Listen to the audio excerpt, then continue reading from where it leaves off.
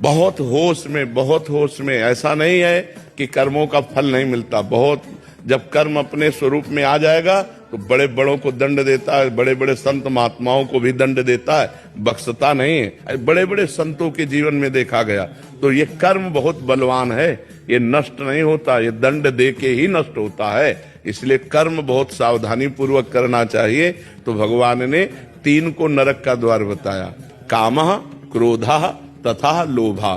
तो क्रोध की स्वयं उत्पत्ति नहीं है, इसकी काम से उत्पत्ति है। कामा संजायते क्रोधा।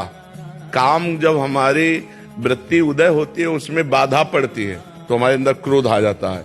क्रोध स्वयं नहीं आता, क्रोध कामना में बाधा पड़ने पर आता है।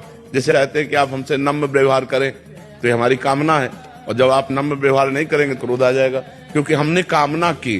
कामना अगर ना हो तो क्रोध की सत्ता ही नहीं है। तो कामना से ही क्रोध प्रकट हुआ। और जो लोभ है वो कामना से होता है।